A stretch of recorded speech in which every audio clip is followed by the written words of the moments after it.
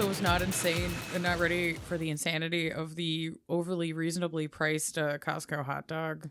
Oh, yeah, you had your first Costco My first Costco hot dog today. Oh, wow. Mm-hmm. Really? I've been in the U.S. for like 30-ish years, and this is the first time I've had a fucking Costco hot dog. It's all right. Yeah, no, for the price, extraordinarily good. It was just one of those like, yeah, I just haven't done this yet. So I was like, hey, we're in Costco. I might as well. Yeah, you're a Costco guy now. I'm not a Costco guy. I don't have the merch. I don't have the card. I don't got that Costco swag. But I was in the Costco and I hadn't had any actual food. I was running on the power. I was running on the power of a Monster green tea rehab and like a handful of Whoppers. You can at least give us a boom or doom.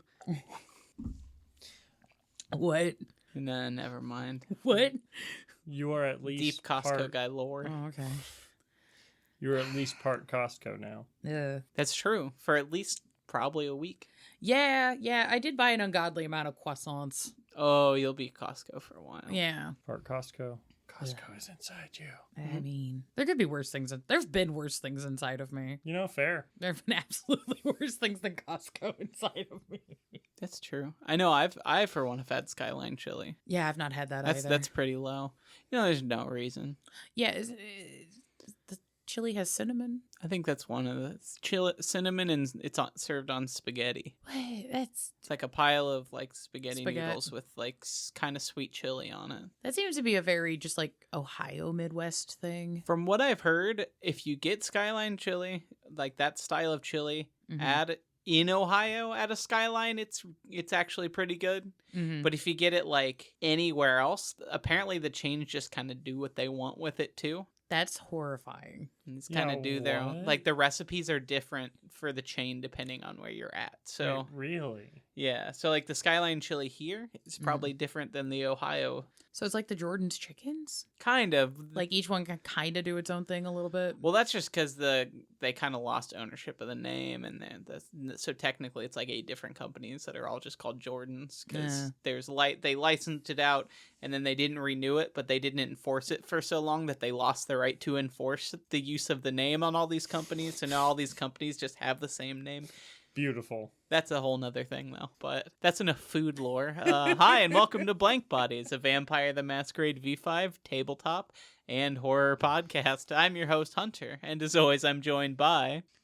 Sorry, I'm John. You caught me right as a yawn started. Yeah, this is Sarah. We're still trucking through Hunter Month. It's true. It's all about me. Hunter Month.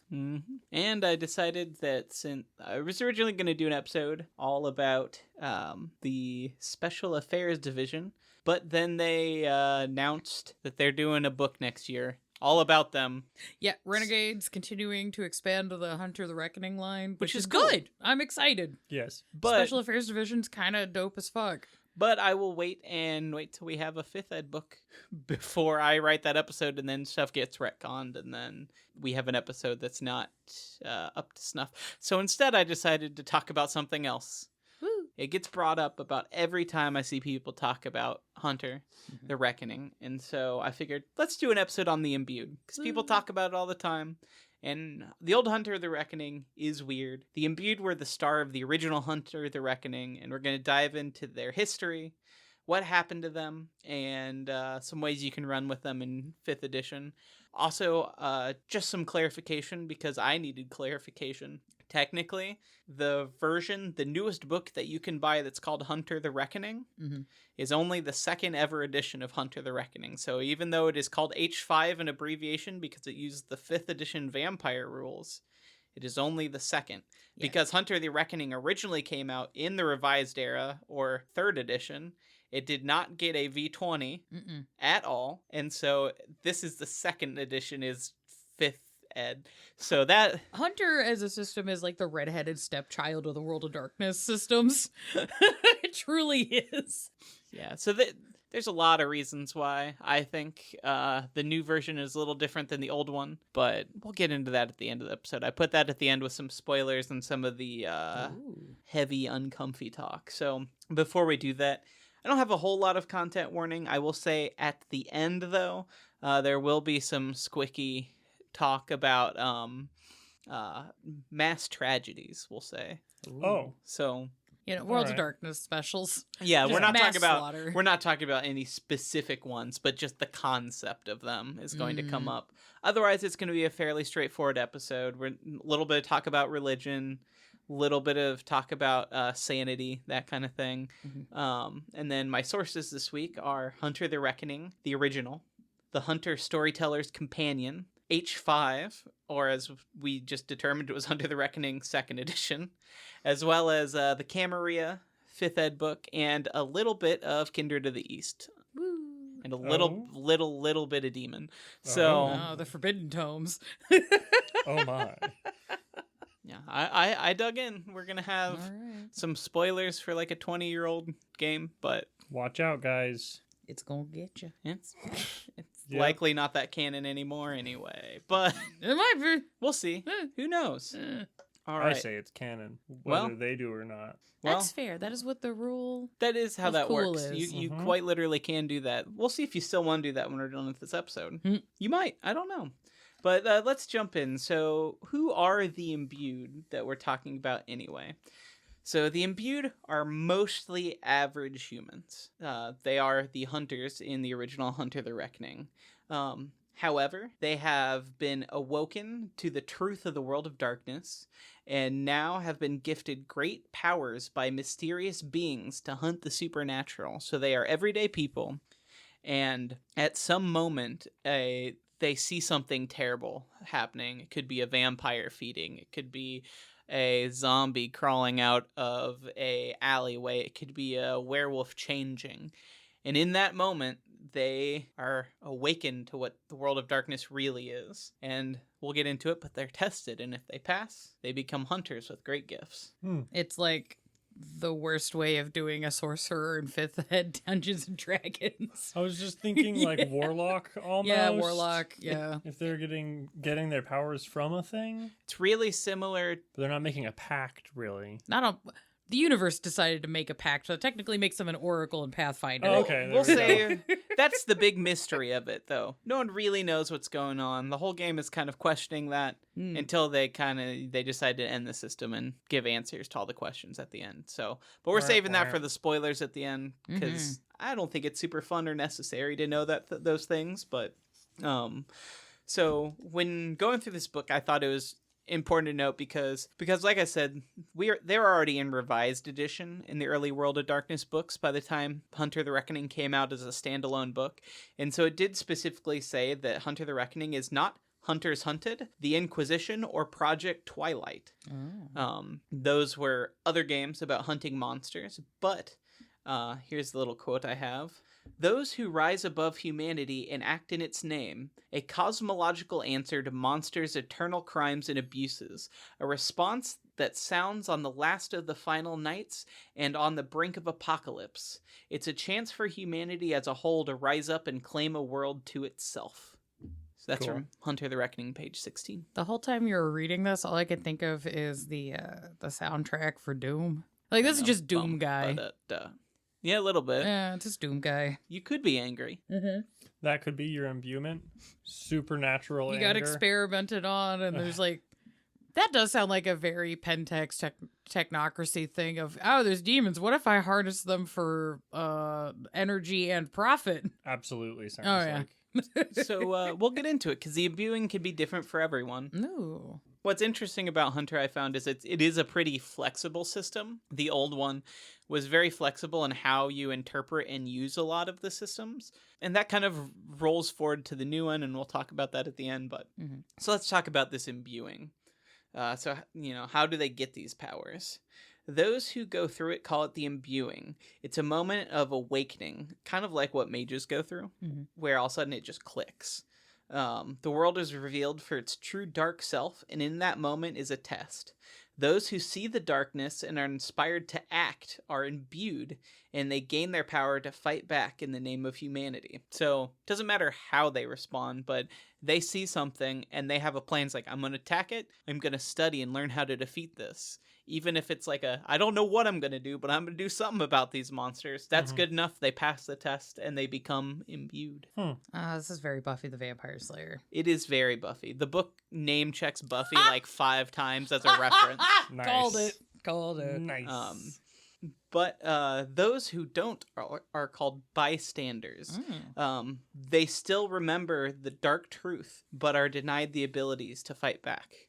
They would be kind of like trying to think of the word, what they're not quite sorcerers or the kinfolk in Werewolf, where they're like you get to know about what's going on, but you're not gonna like do it. I think kinfolk is probably closer. Kinfolk's probably the closest. Yeah, where it's like you're like a Garu blooded person, but you just don't get any of the cool powers or anything. Yeah. I like the idea of a character that failed, but then was just like, but I want to be a monster hunter. How come I didn't get to? So they just join another organization? There are canon characters, because it is World of Darkness, so there's like little character stories and stuff. And I believe in one of the books there is a character who is a bystander who failed and then is like, I'm gonna help out. And you can actually take bystander as like a background. And so those are like contacts you have, so you could know them and talk to them, and they're more like information traders usually. Cool, okay. They're not going to be running around with a shotgun blasting werewolves. They would be like the Q kind of character, where they're like making techs and gadgets, or Whistler. They could be doing shit like that too, yeah. Okay. Where it's like, I make the gear and I help them with training, but like I ain't going out there. Right. Have you seen those things? They got claws. I'm just a little guy. I tore that guy in half that one time. I'm gonna be back here in the van with the snacks. Yeah. So we've talked about it a little bit. So they're imbued, right? And so they get these powers. So let's talk about what these powers actually are. So the big one, I think one of the most iconic ones, is the code or the word. This is one of the powers that they all get. It is a shared language that all imbued hunters learn the moment of their imbuing and can read and write like they've known it their entire life.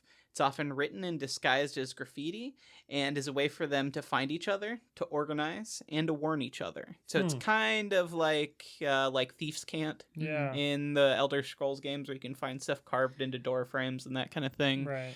This does yes and a joking haha thing I've had whenever on D&D, which is characters can exist in the world, but they don't get levels until they become an adventurer. And in my head, I just think it's really funny that rogues don't know thieves can't until they get their rogue level. So just all rogues have the story of they're in the middle of stealing something, and then suddenly they just get like brain blasted. And I know kung fu. But this is like literally in the canon, so I don't even have to make the joke now. Yes. That's just how it works. That is how it works. I love this. The other power they all get, I didn't mark it down because we'll talk about it in a little bit, but I think it is worth noting, is that once it happens, whether they pass the test or not, once they've gone through the imbuing, they can now see and know the supernatural exists. It talks about most people kind of live in a day-to-day haze and they don't really notice the dark world around them, but they've been awoken to the reality of things. Notice that guy's a little bit extra hairy. Yeah, things like that. And so his eyeballs look weird. You know when you buy a new Glowy. car... You know when you buy your new car and you just don't realize how many other people also own your make and model of car, but then you start driving around and you just see your own fucking car everywhere? It's like that. Yeah, but with monsters. Except that guy's got big long fangs. Don't trust it. That's Dracula. It's a Dracula. that's a For Dracula. sure. So how do they fight the Draculars? So they Shoot them. Well, they could Sometimes. do that. They also get edges. Edges are kind of Oh. like their disciplines. Okay. They're interesting because there are specific edges that do specific things, but unlike vampires, they don't really have, a lot of them don't have names for their edges. They kind of just be like, I can do this thing, and they might call it completely different things. Huh. Okay. It's not like vicissitude or dominate, where like that's the name of it in the rule book and what like the characters are gonna call it. Mm-hmm. Whereas this, I don't know, I can breathe fire. I can do the burning. I Right. can, Where I can breathe fire and it's like peppery belch. yeah, that's fun. I like that. But yeah, so I thought that was interesting that it specifically noted that a lot of them just call them different things. There are edges in the new version and in the old one, but in the old edition, your edges that you could take were determined by your virtues and creed. And so I figured we'd go over that really quick, because that's part of how you build your character. They're not in H5, but it is something, if you want to design a character based on the imbued for H5, that you'd want to keep in mind. So I didn't dig into the mechanics, but we're going to talk about kind of the thought process behind them. So virtues, this are the Imbued's primary outlook on the supernatural, and it's kind of their place in the hunt and what they prioritize when they're doing that. There are three. There's mercy, vision, and zeal. Mm-hmm. So mercy represents the belief that there is something worth saving, even in the supernatural creatures that haunt this world. Whether it's putting to rest the once human soul of a vengeful wraith, or helping a group of thin bloods get out from under the boot of a controlling elder, those who follow the path of mercy go out of their way to find and even save the good in everything. Oh, So Cute. yeah, they're not the burn them all. They're Right. far from the opposite. They might even be like, wait a minute, the werewolves kind of make sense, though. We should probably be helping them, not... like I don't like it when he like freaks the fuck out and becomes A furry Lord. murder machine? Yeah, I don't like his furry mode, but everything up until that point. Oh my god, he just hangs out with the werewolf and he's like, dude, I fucking hate your fursona. I hate it. It causes so many problems every time you come out. You gotta stop calling it a first. And you gotta stop calling it coming out. But the next one is vision. Mm-hmm. Vision is the path of those who are in search of the truth. They are the strategists of the Imbued, and they question which targets should be prioritized, which are a waste of time. Is there a more efficient way that they could be hunting? Those who fall under vision are out to answer those questions and more. They're the ones who are like there to learn first. Yeah, makes Act me think second. of going back to Buffy the Vampire Slayer, like the Watchers or the Van Helsing classic of 2004 when they go underneath the basilica and there's just the lab made up of all faiths working together. I'm sorry, that's just one of my favorite scenes in movies, just going through and there's just like whizzes and bangs and people sharpening swords, but there's just like Sikhs and Muslims and all sorts of folks from all over, and I'm just like, oh, this is kind of nice. Kind of like the porno-loving cyber monks in Double Team. Hell yeah. I don't know if you've seen Double Team. Yeah, but it's been a minute, but great yeah. movie. Yeah, great movie. No, this sounds wild. Dennis Rodman action film. Okay. It's real good. Okay. Real Hell yeah. good. It's real Hunter energy, though. Mm-hmm. Me Like Witch and Hunter? the game. Okay, got it. Both. Yeah, both. Both. Love it. Definitely. Love it. We have one more though, and that is zeal. Zeal is the belief in the hunt in and of itself. The world is deep under the control of great evil, and only the hunt itself can free the world, whether it be a religious belief, a social movement, or politic. The zealous strive with full force towards freeing humanity from the supernatural. And this is your kicking ass for the Lord and or. They could be kicking ass for the Lord. They could be Antifa, like burning down the Laws or threats the made by the dominant Republican- socioeconomic class in a given area. We got to get rid of this fascist Ventru. Yeah. It could be some libertarian politician who's like, well, actually, if we clear all this land that the werewolves live in, It's pest we can control. chase them out. You can't. Could be all kinds, but essentially they have. I keep leaving out meat covered in poison. They go all in on the hunt itself. They're not. Mhm. It is all about the act of doing it Yeah. for them, and so that's their virtue. And then they have a creed as well. Mhm. And there are 7 creeds, and they're kind of like the subtypes of virtues.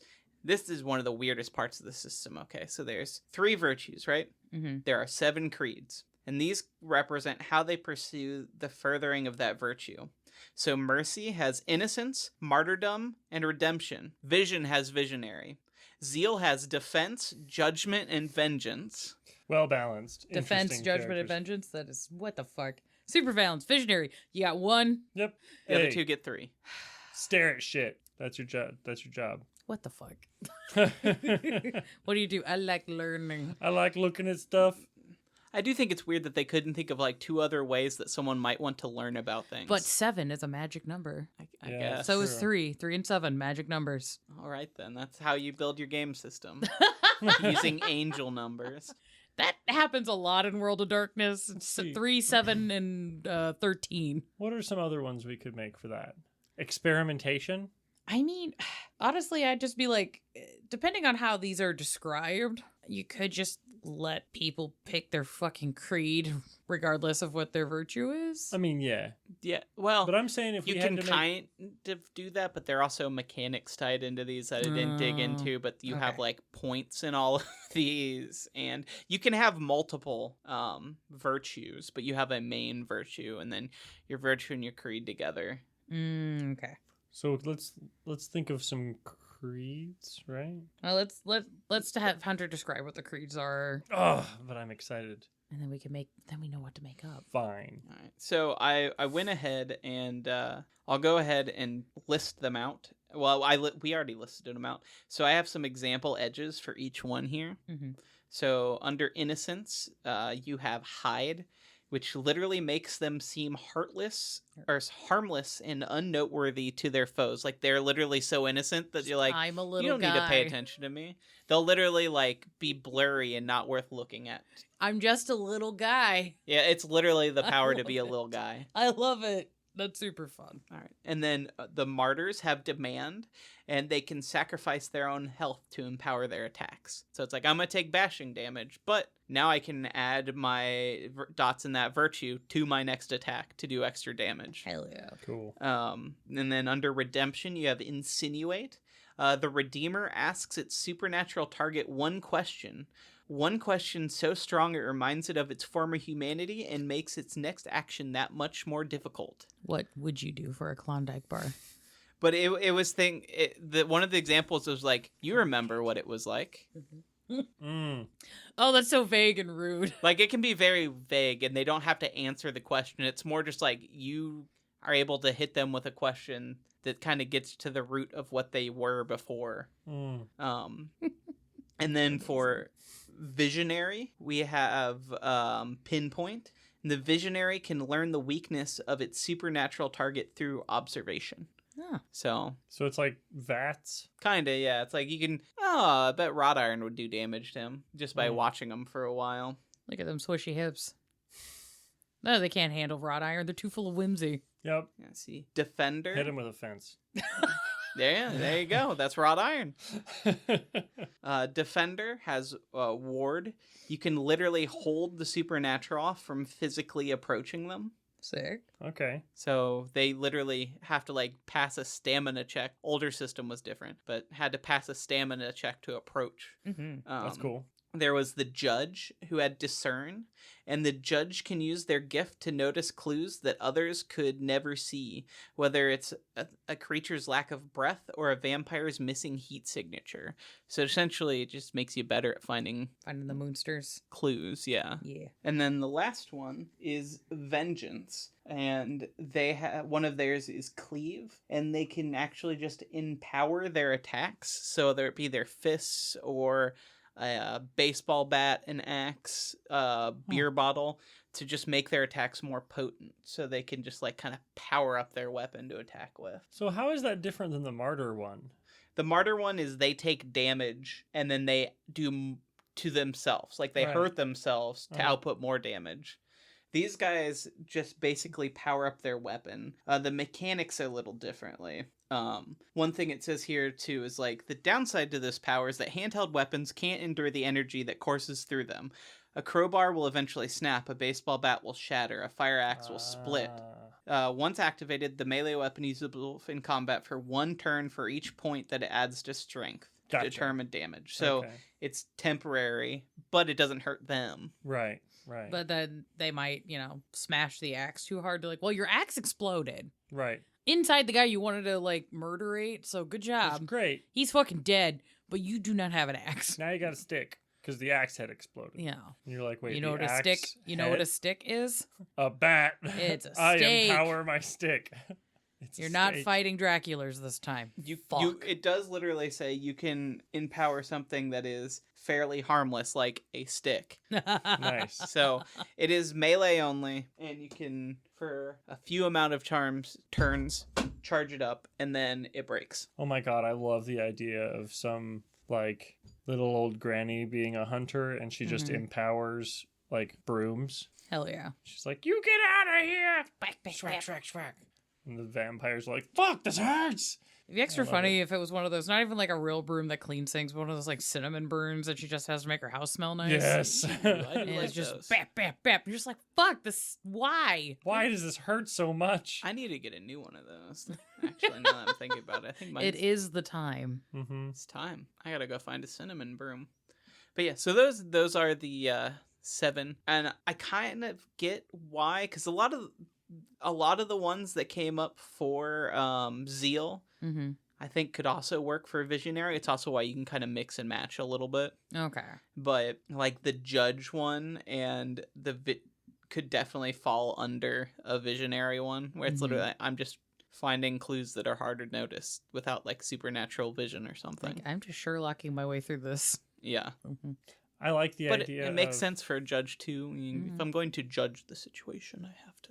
Mm-hmm. But either way, I want to make new ones still. I think it'd be cool to have one that's like an uninventor style thing for Visionary. Because what do? It's like, I just MacGyver things. Yeah, they can take things that are relatively mundane and figure out how to make, I don't know, weapons or tools or something out of them. Mhm. there Pretty is neat. there is kind of that in the 5th edition of Hunter. Oh, That is really? kind of an edge Sick. you can take is like building stuff. There's like one that's literally just for piloting drones, and Cool. so it's a bunch of different ones. But we'll maybe talk about that a different episode. Mm-hmm. But Hell you can probably combine the two into something pretty interesting. So they've got all these abilities. They're seeing all these evil things in the world, but where did they get these abilities? And who's showing them all this evil and terror in the world? Mm. That would be the messengers. The messenger. The Ooh, messengers. messages, the messengers. Oh no. They're also sometimes called the heralds. Oh. But the messengers are those that have gifted the imbued their powers. These unknown beings are cryptic, mysterious, and often very blunt. They communicate with the imbued through seemingly telepathic messages in one's head and altered signs in the real world, kind of like they live when you put on the glasses.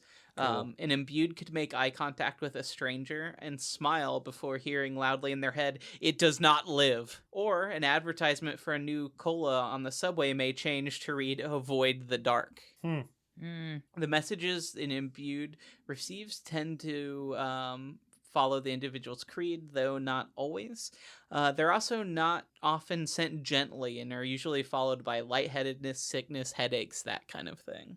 Huh. Ah. Weird. It can kind of happen anyway. You could be sitting on the bus and someone across from you could be reading a newspaper, and all of a sudden the text on the newspaper starts swirling and changing to read a message. Mm-hmm. I think if you want some good inspo scenes for these kinds of things, if you watch Exorcism of Emily Rose, there's a lot of really great sequences where Emily, as she's processing, dealing with the possession or her mental illness, Mm-hmm. they show sequences from her perspective, thinking she's demon possessed. And yeah, there's a lot of sequences where she's like walking down the sidewalk and people's faces just like melt and go brah, or there's like demons forming in clouds and all sorts of just wackadoo things. But then when it cuts back and retells the story from, it's just she's just having a mental breakdown. Everything like seems normal from the outside perspective. Right. Yeah, we'll talk about that more at the end, but that is definitely a major theme of this game, is kind of like, how sane are the imbued? Are they really receiving messages from some outside being? Because like if a bunch of zombies come crawling out of an alley and you and I, two imbued, decide to like just start hitting them with axes, any other normal people in the area might just see us hitting like homeless people with axes because they are not awoken to the real world of the darkness of the world of darkness. And so there is a lot of questioning of, are we really doing the right thing? Are we really seeing the truth? Because the cops on their way are going to find a bunch of dead bodies and us holding axes either way. Into the mouth of madness. Yeah. Mhm. Kind of Mhm. levels of just, ah. Yeah, there's a lot of questioning. Although the book does pretty flatly state out that yes, what they see is real and you are fighting real monsters. And it's the world of darkness, so don't read those books because those will give away the plot if you haven't played that yet. So Oh, all right then. Whoops. Well, I mean, just because they are real, and yes, in fact, they are real, doesn't mean that, like you were saying, everyone in the street that just saw you, bash that drunk homeless man's head in, they don't know that that's actually a zombie. You know what I mean? Yeah, exactly. So there are still questions of sanity and are we doing the right thing? And a lot of that. It does kind of, I do think it's interesting that it like hints, like it wants you to go in that direction, but then it very flatly states like, no, that's not what's happening. It's very, it is very... It like sets up a thing for like an X-Files where you're just like, oh, Mulder's actually crazy. And Scully's just stuck with this like deranged coworker. But then the plot of the show is very clearly like, no, there are aliens and they've been inside of you. And now Scully's the crazy one because we've seen a monster literally every week for 5 years, and you're still like, I'm not sure. Yeah. Yeah. And it's just like you set up this really cool thing, and then to like question stuff, but then you're very flatly like, oh no, but the monsters. And they're just like, what the fuck is this back and forward? Like, how are you, as a person of science, not just going, okay, I've seen enough? Yeah.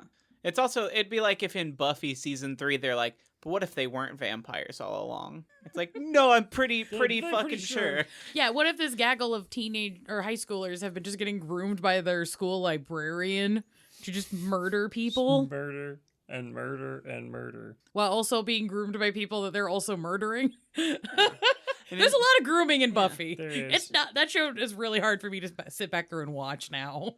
I never got through it. I could never get into that one. So I don't have much memory of Buffy. It's like, I liked it at the time because like I enjoyed the kind of satire it brings to a lot of like 90s and 2000s satire it brings to a lot of like horror genres. And I enjoyed that at the time. And it was also one of the few shows that had any like femme queer representation, like at fucking all, showing it with any kind of positivity. So for me, I was like, oh, this is a nostalgia thing. And then, you know, you become an adult and you get better content. You go like, oh, Josh Whedon's just a problem. Whoops. Uh-oh.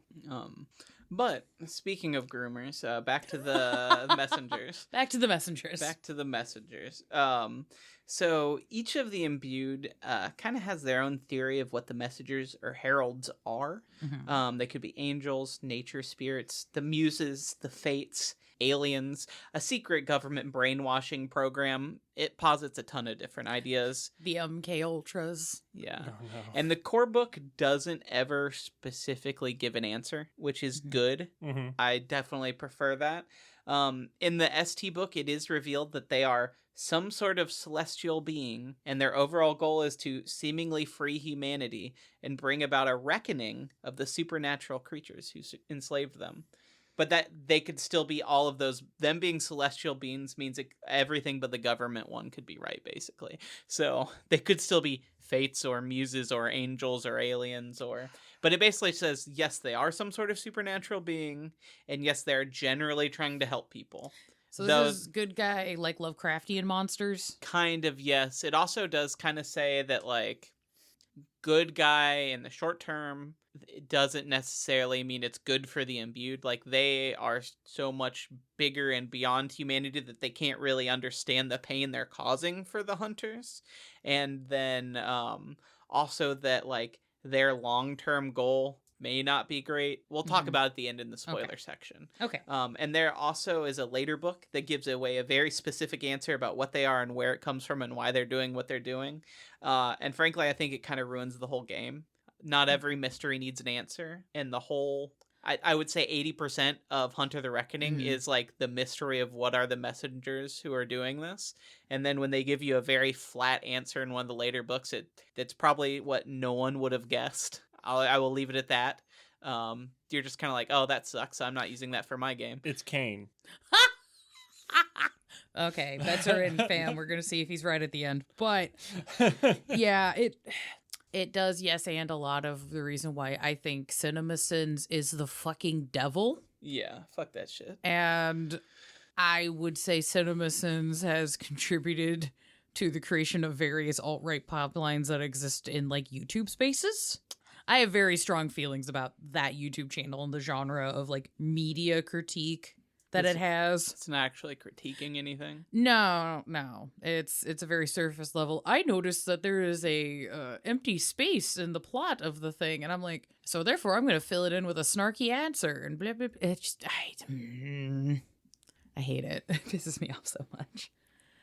Yeah, because then you just end up with just tens and thousands of hours of people just being like, I have found there's like all these secret conspiracies within Annihilation, and I'm like, there's no one answer to annihilation. It's like trying to have the correct answer at the end of John Carpenter's The Thing. Yeah. Like, whether or not either of them are actually, like, the thing or not, that's not the point of the fucking ending, and it really doesn't fucking matter.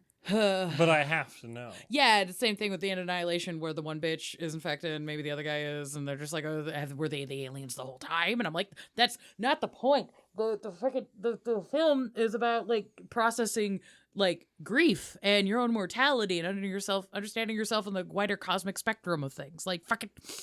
Just let art be art. Fuck. Yeah, Hunter. Yeah, but aliens. Yep.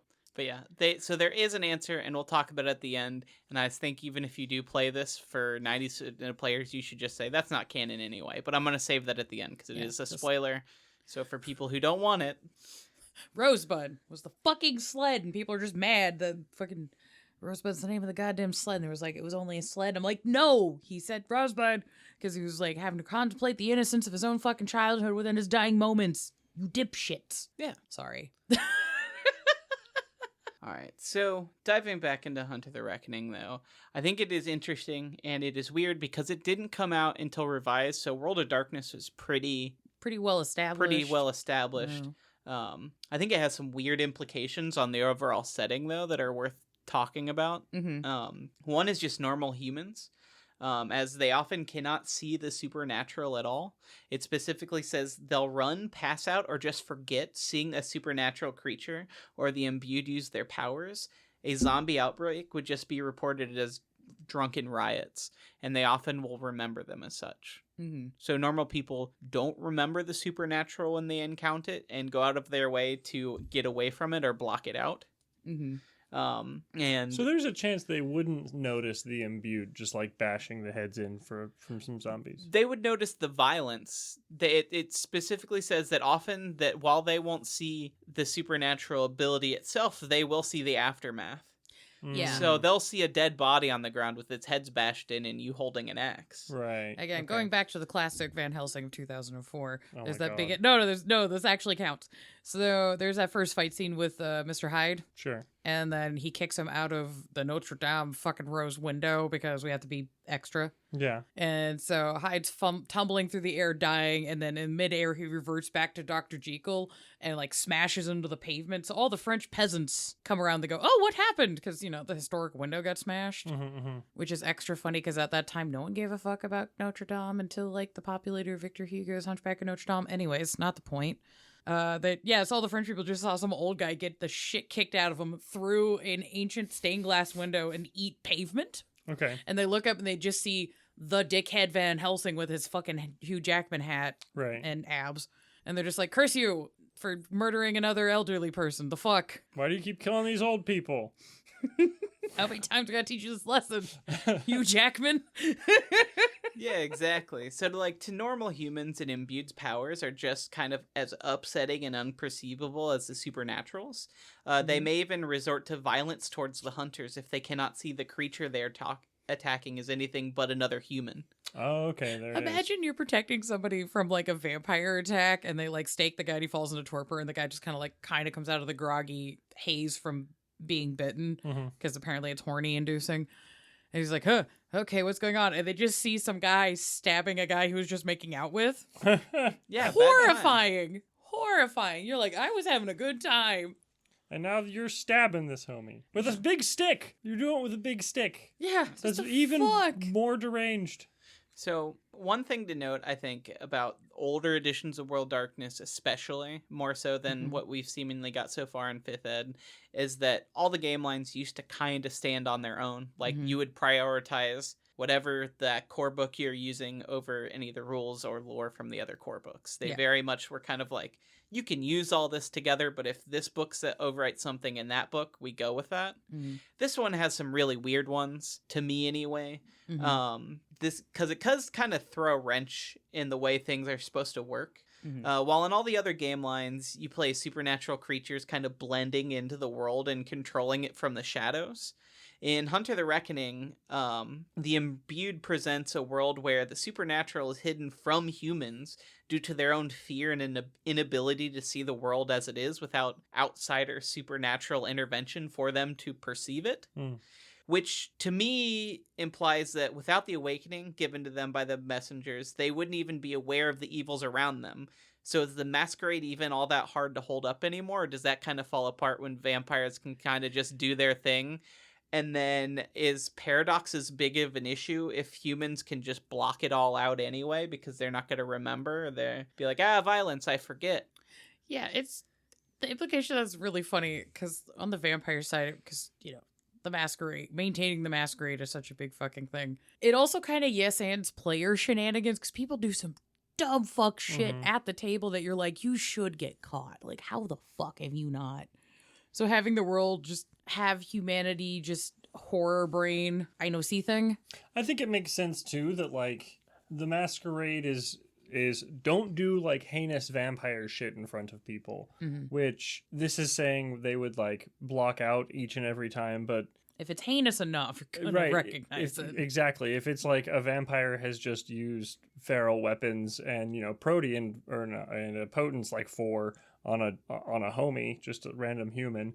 That's beyond even like, a bear attacked this dude. That's like this dude just got ripped in half by another I was standing person. in the club, and then this guy somehow put on press-ons, and then just ripped his hand into this other guy's chest and ripped his heart out. Yeah, which I didn't know was a thing people could do.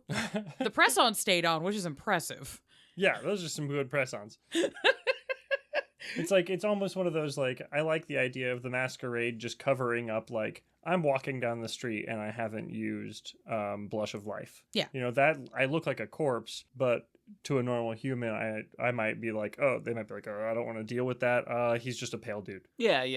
They're just sick. Yeah, but then when I start, using celerity, that's when that starts to break and...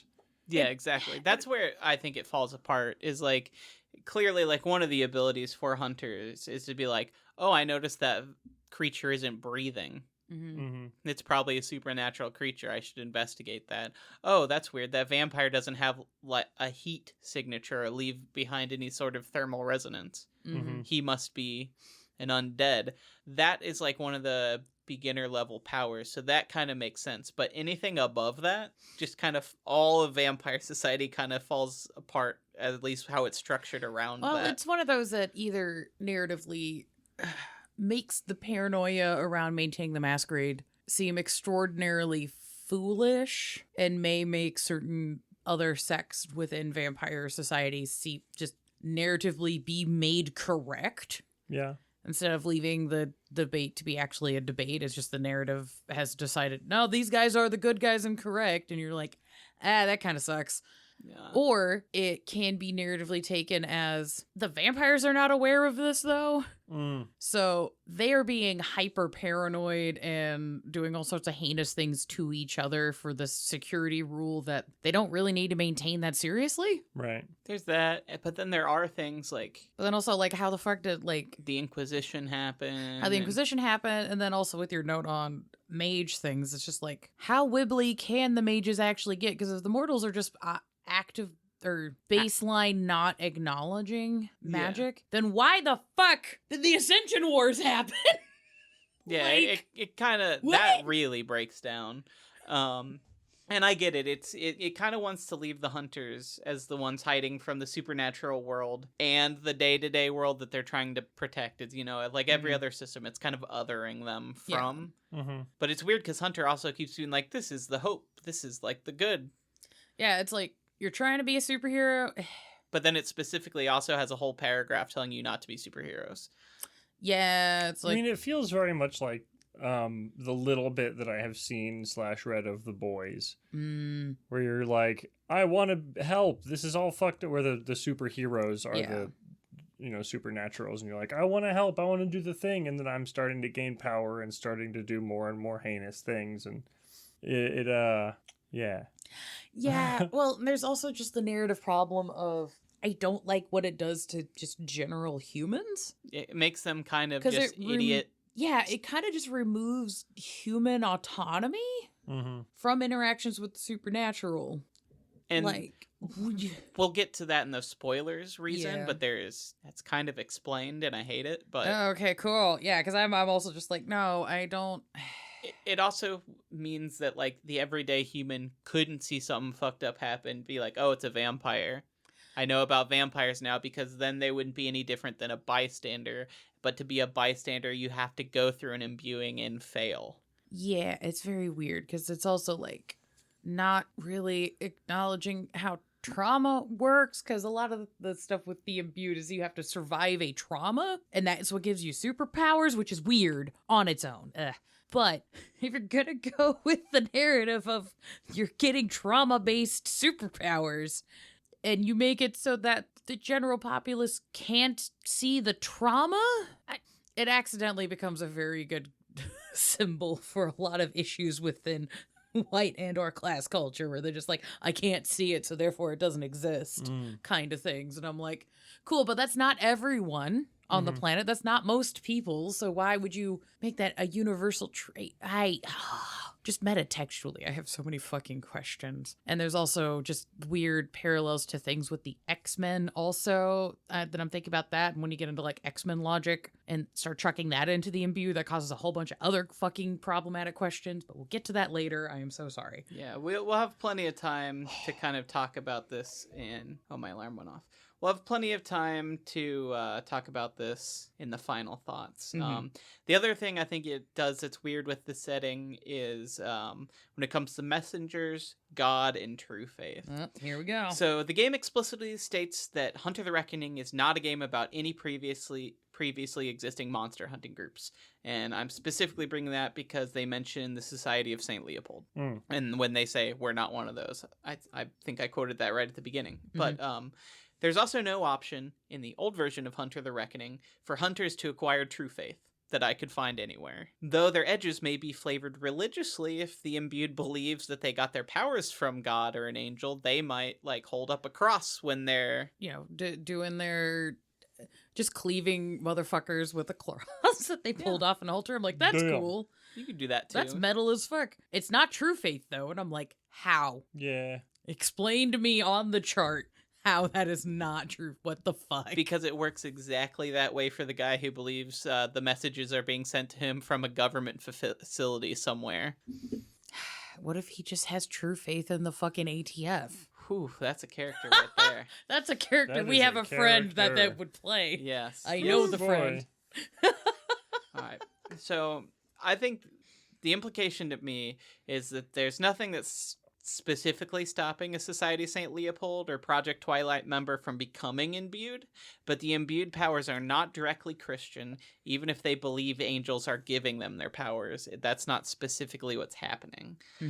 So the Society of St. Leopold and, you know, other hunter organizations that are all like, we're here to kick ass for the Lord, may actually, like, hunt down the imbued. Yeah, Maybe, like, they're freaks too? Yeah. Cool. They have these weird powers that we can't explain, and it seems unholy. Devilry. Yeah. Hit him with this stick. Kind of like when we were talking about heretics an episode or two ago, and it's like, my powers, I pray, and God gives me his powers. Right. You have powers that you think you're getting from God, which means it's a demon. Yeah, well, that's also, that also just gets into, I suppose if you're imbued, you literally cannot have true faith because your powers are not coming from your belief in something. You're actually receiving tangible communications, From questioned and something. answers from somebody. Right. Yeah. As far as I know, most Society of St. Leopold members don't think that they're also talking to God. Well, I wouldn't be surprised if some do, but Yeah, I would say that's not a direct ability that they were ever given. It's not a... Yeah, narratively, when you get into questions of faith, regardless if it's Christian, Muslim, various, we just talk about Christianity because, shockingly, we live in a Christian-centric culture, so that's the one we're the most fucking exposed to. Regardless, if you're having a narrative on faith, you can believe you're praying to God and having communications with them, but you can't know. Yeah. Because the second you know, that's not fucking faith anymore, and you've just, Yeah. like, fallen into your own weird talkie paradox problem. Yeah. That's kind of where I get with this too, is this all leads me to believe that there could be great issues between imbued hunters and members of the Inquisition. Are the imbued proof that the Inquisition is lacking the holy backing they believe they have? Or does the imbued's lack of true faith imply the very opposite? They're not likely to get along. Hey, look at that. Wow. So yeah, I predicted the future. Yeah. Oh no. I put that down there because it's going to come right back around again. So Oh, now no. we're going to talk about the Imbued in 5th edition. Woo! Because they are in there a couple times. Mhm. So there are 2 quotes in the 5e Camarilla book about the Special Affairs Division that to me tell a very bleak story about what happened to the Imbued. I don't know if one of you wants to give that a Do you read want to real take quick. one and then I take the other? I have no script. I yeah. have script. Sarah. I will take one and then I will pass it to John and he can read. Okay. Okay. The Special Affairs Division had begun its anti-kindred death squad during the Bureau's war against Capone, branched out to investigate UFOs and Bigfoot sightings in the 1950s and 60s, and badly lost the thread during the Bureau's post-9/11 restructuring, devastated by paranoid investigations of the so-called demonically imbued. And that's the Camarilla book, page 71. Yeah. Cool. Cool. Right below that, my friend. Specifically searched a lot of books for the words imbued. And that was one of the Dude, times it Control comes F up. is one of the best inventions on this fucking planet. Especially when you're investigating deep lore like this. Uh-huh. And then The this, SI carry out their hunts disguised as operations in the War on Terror or training exercises, or use deniable allies like the Society of St. Leopold and the Accreditai. The Special Affairs Division may have reached an understanding with the remaining quote-unquote imbued, these using them to hunt us in exchange for legal anonymity. That's also Camarilla, page 77. Whoops. yeah. So those 2 quotes together leads me to think that it sounds like post 9/11, the Special Affairs Division found out about the imbued hunters. They had a lot of online forums. If you look at the old books, there's a ton of screenshots of them sending emails and posting on web forums and stuff. Oh, it's very Web 1, like Yeah. looking on the designs, very peak. But they put all their information online. I'm guessing the Special Affairs Division found a lot of that and decided that they were demonically possessed and wiped most of them out. Now the few that remain are mostly on their budget. Damn. Rough. Yep. So it's become They did like a max tack with them. it's very like Yes. it's very Hellboy. Bureau the paranormal affair kind of thing. Yes. Yeah. So who knows? Maybe that Special Affairs Division book I put off for next year. Maybe we'll get the Imbued then, and I'll be setting that Like up. more officially. Yeah. Yeah. Who knows? But there are some ways to play the Imbued in H5. I also think it'll end up being an expansion book. That's my personal opinion. I think it's going to be a standalone book for Hunter. That's like, here's how you do Imbued Hunters. But there are some things you can run now. So the game allows players to flavor existing edges as they like. The original book let you do that too. You pick the edges, but you can kind of describe them. As long as you kept them mechanically the same, you could describe them however you liked. And that's kind of the way the new Hunter book works too. Excuse me. And there's some specific wording in here too that I thought made it very obvious that they are hinting at what they wanted people to do with that. So, a hunter with the arsenal edge might be a practiced gunsmith, themselves manufacturing individual arms to wield against the quarry. Or they might be a black marketeer who always seems to be able to provide weaponry from a number of shadowy sources, or even stranger circumstances. Perhaps the hunter wakes on fateful days to a high-caliber revolver on their nightstand, left there by some unknown messenger. Ooh. Whatever the details, the results are the same systematically, in that the hunter has access to the weapons. I also control F that book, and I thought the use of the word messenger Messengers. there was Yeah. interesting Key. choice. Mhm. Key, if you will. Pinnacle.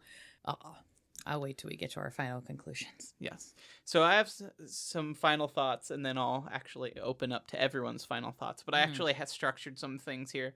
So the first thing, I kind of thought this going back and reading about the old Hunter the Reckoning, and it was my biggest complaint with the new Hunter the Reckoning book. They just need to stop saying no all the goddamn time. Like, that old book, it was like, this is not how you do. You cannot play Hunters Hunted. You cannot play Society of St. Leopold. You can't play this or that. It's just like, why not? They're already hunters. Let them be a part of that group. If that's the story you want to tell, why not? Don't spend 3 paragraphs telling me not to do a thing with your game system. That's a waste of everyone's time. Unless it's like insanely specific, like, oh, don't use this to like play out your white power fantasies like some of the new books have. Like, that's one no. But don't tell me like, don't use this book in a specific way that you want to that's interesting and Quit based on having other fun. products we're selling you. Yeah. They need to stop doing that. Hunter the Reckoning also does that. They provide all these hunter groups and say your players can never be a member of them. Don't try it. It's like, just stop stop telling us no. Both books do it. It's weird that is one like line that I found going through both of them is they both just keep saying no, don't do this. And it's like, why? I don't get why. I don't get it. That just really bugged me, and I wanted to. I mean, the only reason I could kind of see it is like we said earlier, Society of Saint Leopold looking at the Imbued as you are also a monster.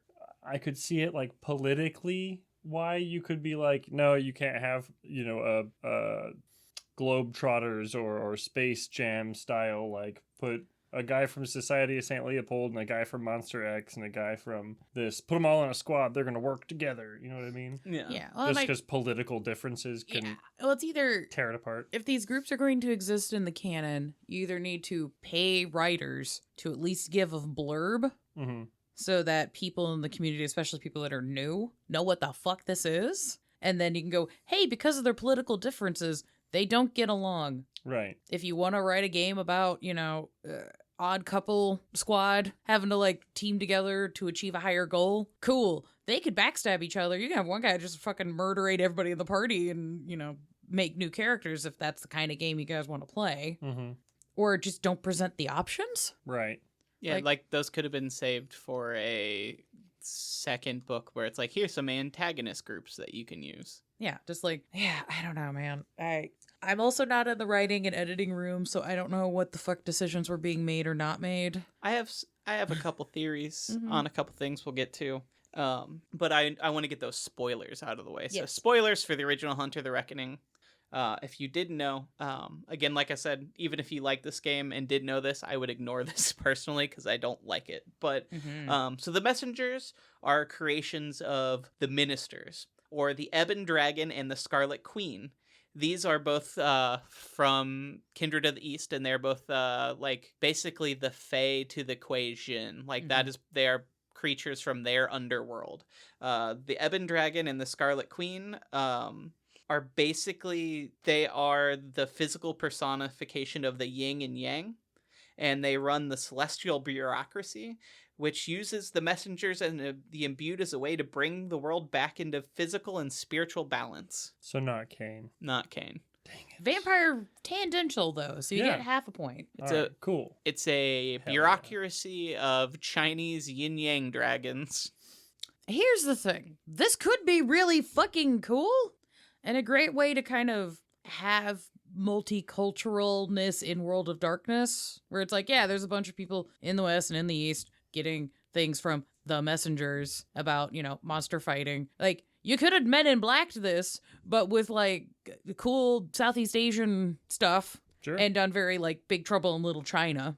That'd be dope as hell. I do like that movie. I'm just like, this could be really cool. I do enjoy the dumb of just like, okay, well, if you're going to have this international organization hunting ridiculous monsters, you're going to need to have like logistics guys and people who like keep track of the notes and have field notes. You need a guy who collects the receipts and pays the taxes, because you cannot tell me that people are not still having to pay the IRS. That's true. Yeah. Yeah. I mean, that's kind of what you get into when you are running like Hunter's Hunted or one of those other books. It's just like, okay, so you're hunting monsters for the government. You work for the Special Affairs Division. Too bad you're like the most underfunded arm of the government and a secret, so you can't ask for more funding. So I hope you robbed that vampire while you were there. You did civil asset forfeiture. Yeah. Yes. Yeah, but like with the celestial bureaucracy, it just sounds like a bunch of nonsense to me. And I'm not super into Kindred of the East knowledge-wise or interest-wise, I'll be honest. But I read like 3 paragraphs in the wiki and in the book, and it just felt like nonsense soup to me, and it was like really upsetting to be like, well, that was the big mystery of this entire game line, was just another settings bureaucracy dragon. But it's like two dragons. Yes. 3 dragon moon, if you will. Which There are again 2 dragons could inside be of you? really cool if handled appropriately, because my dumb ass is like, but there's thousands of years of history of like Southeast Asian cultures having like very structured like bureaucracy classes and having that reflected in their understandings of different kinds of underworlds and afterlives and things like that. And I'm like, yeah, if you're going to be dealing with like the Yama Kings and various like reincarnation cycles and things like that, like, yeah, you're going to need fucking Jan in finance with the file cabinet and all sorts of shit. I'm like, yeah, no, this could have been really cool, but I feel like none of that is reflected. none of that's reflected in the core book, so it doesn't drives set me it up insane. at all. It's kind of they just like picked a random answer and put it in the back of the Hunter Storyteller's Guide, and we're like, there you go, there's an answer for you. Oh god, there could be such a cool like fucking setting book for you and your game as your members of the Celestial Bureaucracy in some sort of like shadow realm. And you're having to handle like there's so much cool. I'm more mad at the missed opportunity. You than could run the that dumb... with Wraith. I Yeah. think Wraith would be the system to run. Yeah, this that. could be really fucking cool. And again, there's also just a lot of attempts, lots of rooms to share stories from a non-Western perspective that are like presented, and then just the ball is absolutely fumbled, and it makes me more mad because I'm like, I know there's cool shit in here. Why? Why are you not letting me do it? Ah. Yeah. There's also a note somewhere that I believe it was Lucifer believes that the messengers are just the last remaining angels, or the Elohim. They're the only ones left after the war. Everyone fell, and the ones who didn't fall became the messengers. That could be another option. That one, I think, is a little obvious, but I do like the idea that like those are the only angels left. There's just 12 guys. Probably 3, actually, Yeah. because most people think there's 1 for each virtue. Huh. So and part of the reason why the messengers they receive are a little different based on their virtues is because they're getting messages from a different herald or messenger, and each one represents one of the different virtues. But so then that's why it makes it extra weird that there's just 2 when the game seems to be setting up at like For 3 to 7. You spent all of this. them. It's like you spent all this time building into the Western biblical canon of having 3 and 7. Yeah. And then you took this hard turn right into a dynamic counterbalance of 2, which is a very Eastern thought thing. What? Yeah. Why? But then you still take that 2 and tie it back into the Demon the Fallen Christian answer too. Though it does It'd be make... kind of Oh, go cool ahead. as a Demon the Fallen campaign to, okay, look, our goal, kill the last 3, and then the Imbued are no more. That's just a cool idea. That could be cool. Fucking... though this does make... The sexy lady that exists on the back of some of the Hunter the Reckoning books that's got the giant dragon tribal tattoo on her There we thigh. go. I'm like, that's now making exponentially more sense.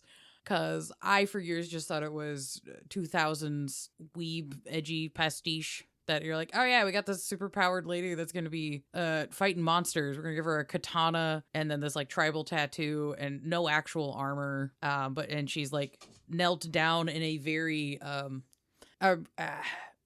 female hip hop artist pose is the best way to explain it. Almost Slav squat. Almost Slav squat, but not quite. Mm-hmm. Like, then it's not a bad illustration, and I don't think overall it's bad character design. If I were fighting, though, I'd be like, I'd want like at least full joggers. No. You know, I don't know if I No. want my gams out, but I also don't know what their stat sheet is. They might not need it. I don't know. Maybe they've got gams of steel. Yeah, what if Is there's that like a gams of feat steel? or something Can like that be my edge? Is that an edge? Gams of steel. I think there's one. I can't remember all of them. I think there is one that like you can exert yourself for longer physically. So that could basically be gams of steel. Yeah, or just like dragon hide, so your skin's just like real tough. Mhm. There you go. So you can like soak more damage. There you go. We're already coming up with those missing too. Perfect. Okay, but So continuing on, I'm so sorry. no, but I set all that up for a reason, and some of the stuff I mentioned earlier is going to call up because here's why I think the Imbued are being pushed aside and they're not really the focus in the new version of the Hunter the Reckoning. Mhm. Two reasons. One, that spoiler we just talked about means the game line would either be stuck between retconning major lore for the system or recanonizing the Kuei Jin, which they don't seem too interested in bringing them back at all. And with a big reveal like that, I feel like it's easier to just kind of set that aside and be like, we're just going to go back to regular humans. Here's the other big one though, and I don't think the tabletop community would have handled this game coming out now well whatsoever in the context of the world we live in now. Because one of the main things is questioning sanity, and the game tends to have a theme of mass violence and shootings. Oh, good. So, one of the major themes of the original Hunter the Reckoning is the questioning of sanity of the hunters. They are seemingly obsessed with the hunt. They see and hear things no one else can. Their actions to save humanity can be viewed as great acts of evil or terror. If the people around you can't see zombies, when you're mowing down a horde of zombies in front of them, all they see is a mass shooting. Same goes for when you blow up a vampire's mansion or torch a mage's library. Frankly, I think having a modern game that encourages players to make great heroic feats that are often violent and extreme, and then afterwards making them question whether or not they were really hunting monsters or just committing hate crimes and acts of terrorism against people that they might be just crazy and misunderstanding, would be insanely tone deaf, and I don't think it would go over well. No. I think dropping all of that from the Imbued is like really important because I love you listeners, but if you've noticed how very upset people in the tabletop community get when little things like that pass through in a game system, I cannot imagine the amount of angry TikToks and tweets that would be going out if someone made a game where someone read 2 paragraphs and said, wow, Paradox really made a game that made the Christ shooter a hero.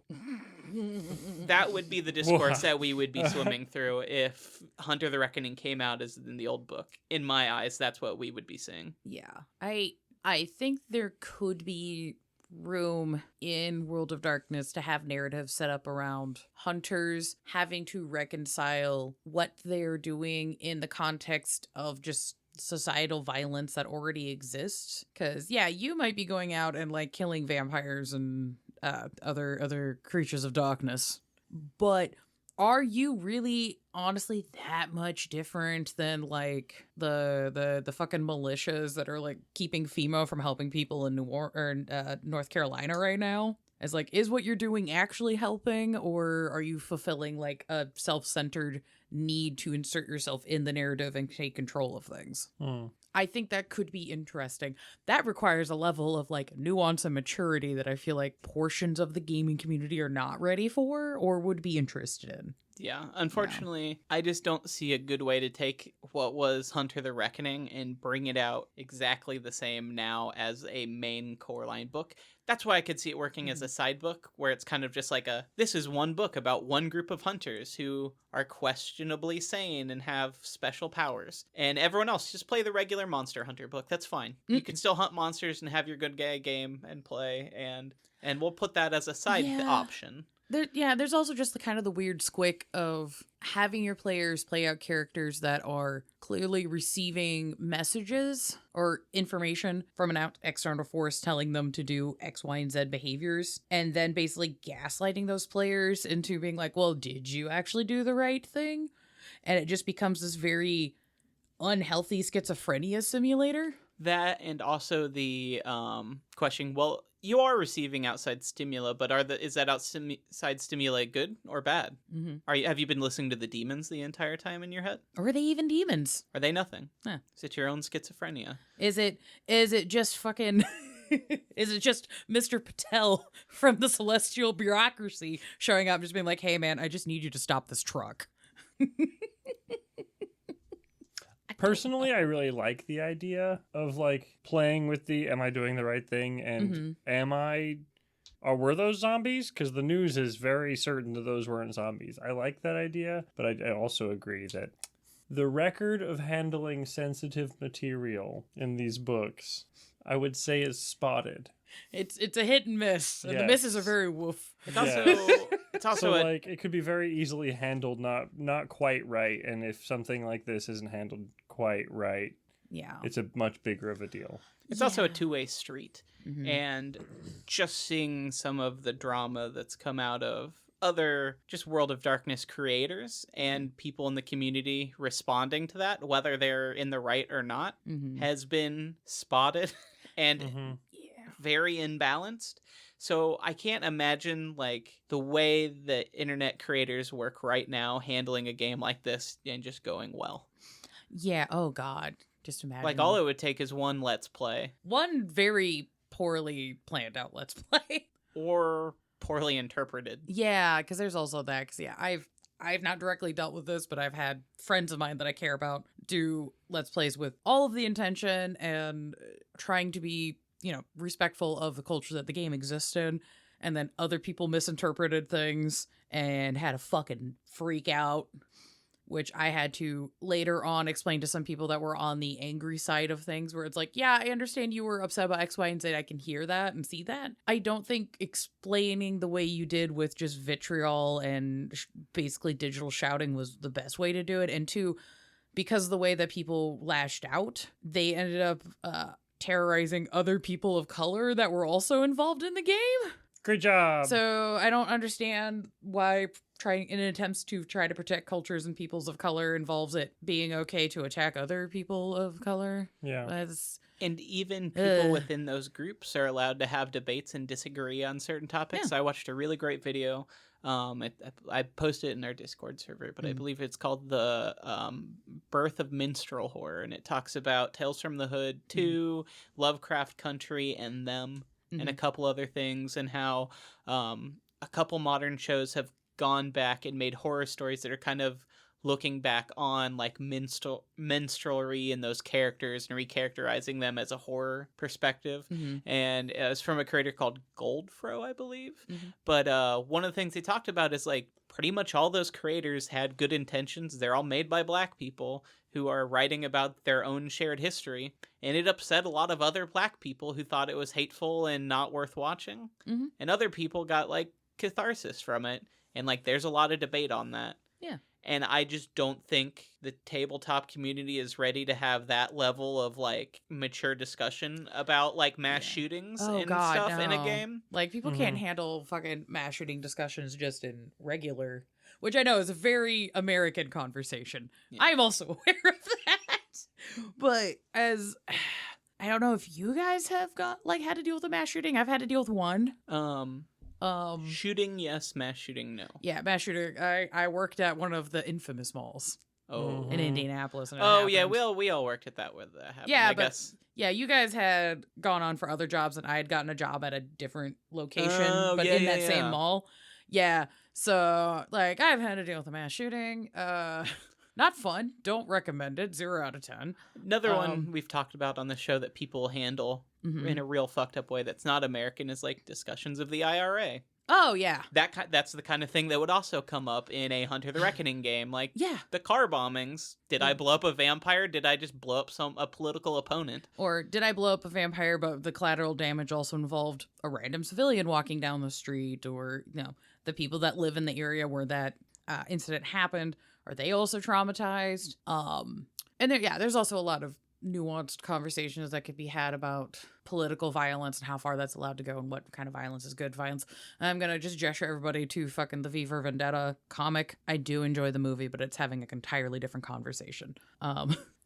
It's talking about Britain's reaction to the war on terror, shockingly. But yeah, I think that more just depends upon your individual table and the stories and the engagements that you all are like interested in discussing and delving into. And then if you even want to take that kind of material to public, yeah. Because I mean, and I would say, while there's a lot of debate on how it handles mental illness, I feel like if you like a lot of those themes, maybe just go play Call of Cthulhu. I think we've at least hit a baseline where people kind of be like, okay, Lovecraftian weird monsters that most people cannot comprehend and will drive me insane, and am I doing the right thing? It's a big thing in that game. Yeah. But I think it's just culturally there. It hit the right tones. It's got a little bit of the pulp mixed in with, whereas World of Darkness kind of took a lot of the pulp out. Like, if you go back and look at the old Hunter the Reckoning book, and I mean this as nicely as I mean it as an insult, it is very fucking corny, and it is very 90s. And, like, most of the old, like, books have like these nice marble covers and stuff. This is a fucking blazing inferno with bullet shells falling through it in front of a brick wall with graffiti, and all the text is in spray paint font. And what's the publication date on that book? I would like to say that the blazing inferno also looks about like the same CGI graphics from the Spawn movie. It does. The blazing inferno, where it's like fire but also fluffy. Yeah. Let's see, publication date. I am owning my years of art and graphic design study has made me a bit of a design snob. I own this as somebody who's making the graphics for the Blank Bodies Halloween special. 1999. I was going to say, this book reads very pre 9/11. Yes. It is very pre 9/11, and it seems there's a level of edge to it that It's very 90s edgy. it can only come from somebody who, it can kind of come from the mindset of people who like were around for Columbine and what that did to like the populace and like school education stuff, and still somehow was like, I don't know if those guys were entirely wrong for doing that shooting. That's the energy it kind of gives to me, because it reminds me of dudes that were like that back in the day. It's probably the energy it's going for, kind of, right? Yeah, but if it was published in 99, that means that they were working on this pre-Columbine happening. Yeah, it's very weird. It's like, and I also don't know the editors and the writers and them personally. I can only go off of just the vibes I lived through at the time and the interactions I've had based on this game. I'm also saying, just looking at that book, though, it is much pulpier, and I think it's honestly, it's a little more goofy. It feels a little less serious than a lot of the other World of Darkness books do. It's definitely the edgiest game. Like but it's like that specific blend of like 90s edgy, not like Demon the Fallen kind of edgy, or like Demon the Fallen edgy is like the kid who's like a little too into Hellraiser edgy. Or it's not like, you know, like the vampire in the trench coat with the katana edgy. It's that kind of edgy. You know what I mean? Like by this point, Vampire had kind of moved a little away from that. And it seemed like they moved a lot of those ideas just into Hunter the Reckoning. It's also just in the timeline, just interesting about how they're gamifying mass violence for a heroic purpose. Considering this book came out and was written after Oklahoma City and Ruby Ridge and all that shit, and I'm like, guys, what the fuck, Nuggets? There's definitely some in the air at the time. That's okay. It's just, yeah, I think you could take the Imbued, and I think you could mix them into a regular Hunter the Reckoning game. Use the edges, make their edges supernatural, and have fun with it. The questioning sanity part, I would is big session 0 thing. Yeah, I think you could even maybe not necessarily have the messengers directly, but if you wanted to have one of your imbued hunters' edges be they see signs and symbols that they can interpret, and then you as the storyteller can give them the they live sunglasses or something coincidental. Oh yeah, when something's about to pop off, all the clocks go to 333 regardless of what the actual time is. Mm-hmm.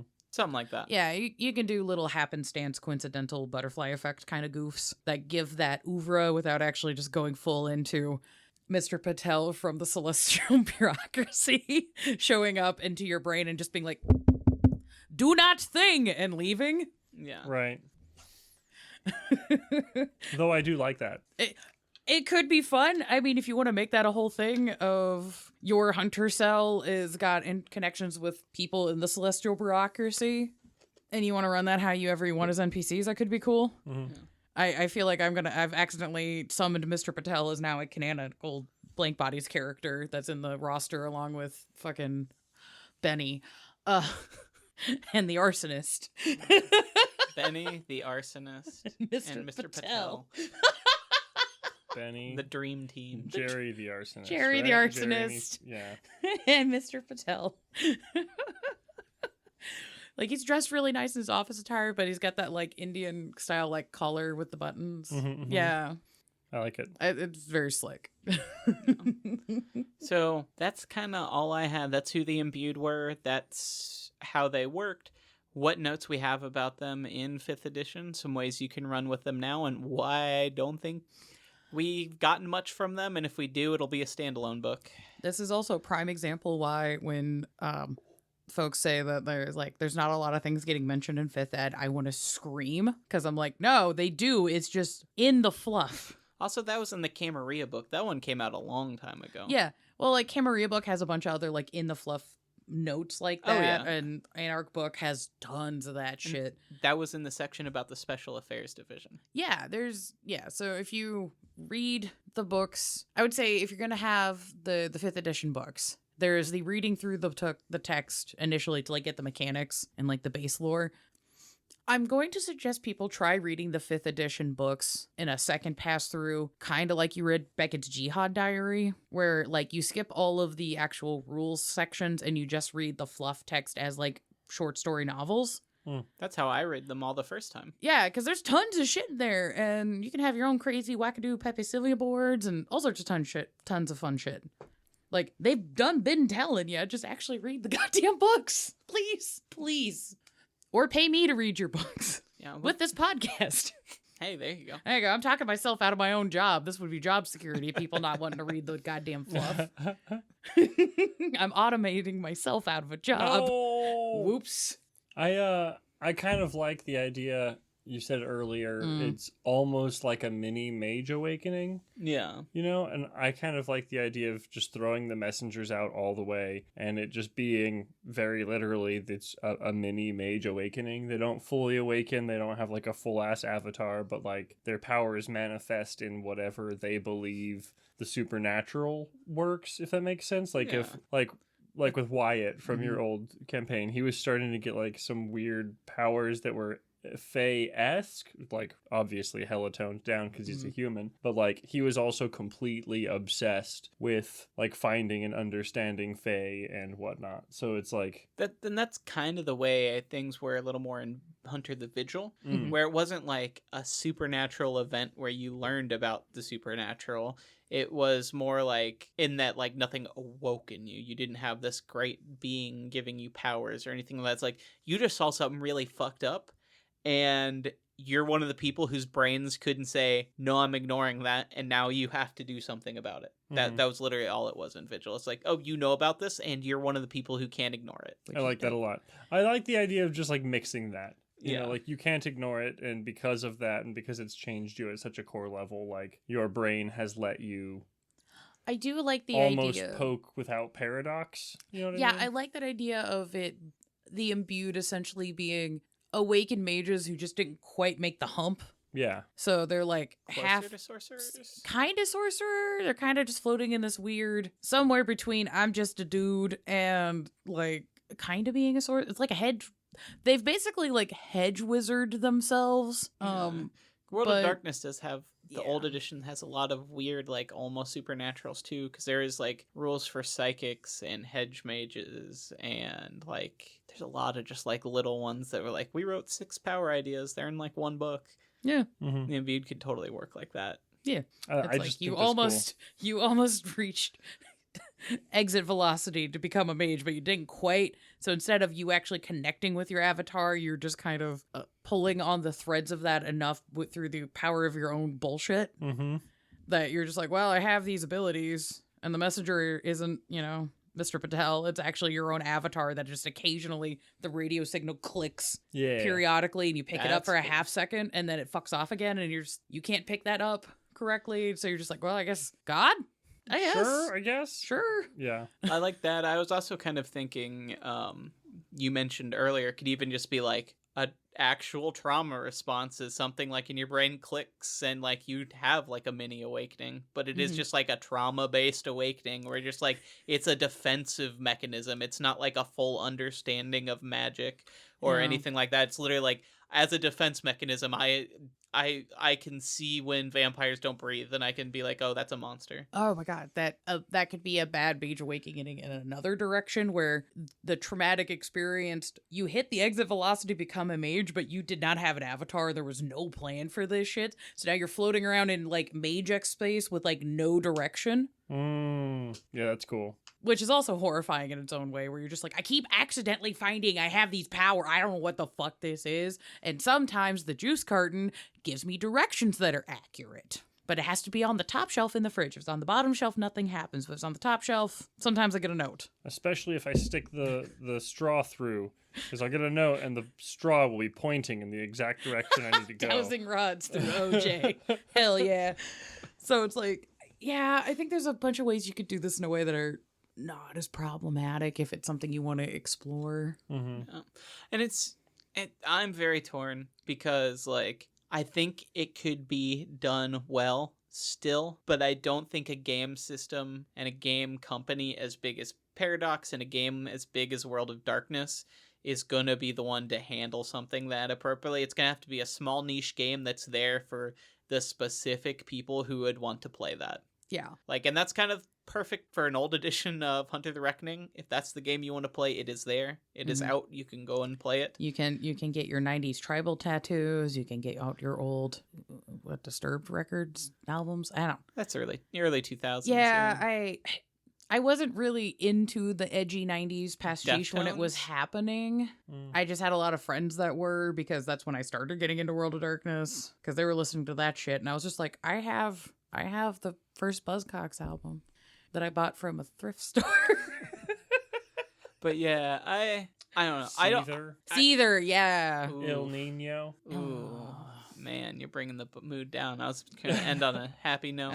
You can bring us back to that happy note, my dude. Yeah, so I don't dislike Hunter the Reckoning, the old version. I will say, I think you'd be better off trying to kind of adapt it into the game we have than what we would have gotten if they'd actually tried to adapt the Imbued as a new game line. I think it would have been a fucking mess. And I mean, I will say, even as someone who likes Hunter, the H5 book was already kind of a mess. So yeah. I've gotten to play more H5 recently. I like it, and I think it will be better the more material comes out, like you said in our first Hunter episodes. Yeah, it just needs a couple more books backing it up, and it needs you to finish explaining the mechanics that are half there, but are only described in Vampire at that point and not in the H5 book. Like, I think there's a download book you can get that's for free that will fill in those gaps if you don't already have Vampire. That's good, because like touchstones and humanity and stuff kind of makes sense. Yeah.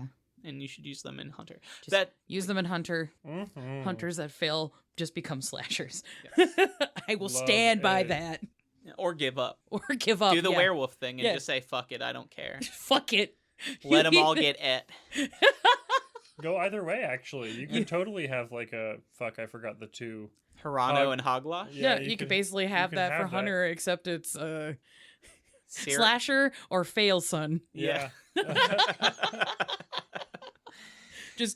Or they just get real grill pilled. Oh, no. Just slasher or grill pill. Those are your only two options. I like it. You give up so hard, you lost the ability to acknowledge and see the supernatural. That's the new version of Bystander. They don't like help in the hunt or anything, but you can come over, get some burgers, y'all can talk. I'll hear about it, but I'm not gonna give you I'm not sage doing advice. anything about it. Yeah, you can vent to me. I've been there. I've been marinating these fucking chicken thighs. I got the smoker rolling last night. New character, Davis, the grill-pilled bystander who just like cooks food for other Imbued. And... let you wash up and... I got it. It's technically a safe house. My house is safe and I cook. Yeah. Like, I don't know how to give stitches. I hope one of you guys have dots in medicine. I don't fucking know. If the wife asks, we met at the bar watching football. You see, we got the spare room now because the kids moved out to college. Yes. Oh no, we've generated 2 new NPCs. It's Mr. Patel and then Dave the Grill Pill Bystander. I think on that note, I think it's time to say thanks, Paralyze, for our theme song. You can check that out on their Bandcamp. And if you want to check out more of us, we're over on TikTok at Blank Bodies Podcast. We also have a Instagram at Blank Bodies Pod that we occasionally will post on. We need to start posting on there more. Yeah. In social media is not for me. Same. I'll suffer that burden then. But if you really like what we're doing and you want to help us out, we got a Patreon. You can chuck us any amount of money you want and you get a free patron episode. Well, it's not free because you have to pay us, but at any level that you support us at, you get a monthly patron episode and you get the back catalog. Yeah, we're now about at a year's worth of episodes, so you get like 12 episodes. Holy cannoli. There's at least 2 more coming out this month for our big Hunter month, getting catched up. But you also can vote on our polls to pick what clans we cover, and we've talked about maybe doing tribes and all kinds of stuff after we finish the clans, but we got Ravnos coming up, so there's a new clan poll coming up if you want to vote in that. You also get a vote on what the monthly patron episode is going to be. There's character sketches, show notes, all kinds of stuff over there. Blood, so go check it out. Yeah, thank you for the patrons that did get us to our $500 a month goal. Woo, woo, woo. Yeah, absolutely. Everybody who collectivized to get us over that threshold has been milked with their Milk Cavian special rolls. I also use the opportunity to zhuzh things up in our community Discord, so you get lime green World of Darkness icons you can use as emojis. So fun. Which is super fun. I like that color. It feels like very much our secondary color. It's like black and lime green. I'd agree. So if you want to get cool lime green World of Darkness emojis for your Discord to share around, join our Discord. The Milk episode, we have worked where it's going in the production schedule. It should be coming out after Ravnos. We had planned everything until the end of the year. We had it planned out. We were golden, and then I'm like, son of a bitch. Milk. I'm not mad. It was just like a manic panic for a couple of days of just me being like, where the fuck do we stick this? Like, how am I going to have time? Because around the time when that's going to be happening, not only am I going to have finals, I'm going to be at PAX Unplugged in Philadelphia. So if you want to say hi to me, I will be there. Working on some games and panels. I'll talk about it later. I'll send some stickers with you. Hell yeah. If you run into me, you might get one of the rare holographic corn tub stickers. Ooh. Also, for people to know, we are doing a concluding Hunter month with a Halloween special live stream on November 2nd. Actual finalized details will be posted soon. Yes. But yeah, and We're gonna roll dice. We're gonna roll dice. We've set up a bunch of cool things. It'll be a fun, spooky, ooky kooky Halloween fun time that I'm going to torture the friends. There's a table. There is, but we would not be able to do that if it wasn't for the help of our patrons to allow us to buy the equipment and whatnot to put on things with a production value scale that doesn't make me want to blow my own brains out. So thank you. We're going to sit around that table. Yes. There will be cameras, lights, and action. So much action. I might even stand up. Oh my god. Well, the cameras won't be moving, so you might not want to do that, actually. I might even stand up. As long as you're wearing trousers. He might even stand up. I might even stand up. God. Get us out of here. You really want me to give kisses after that? Mwah. Standing up.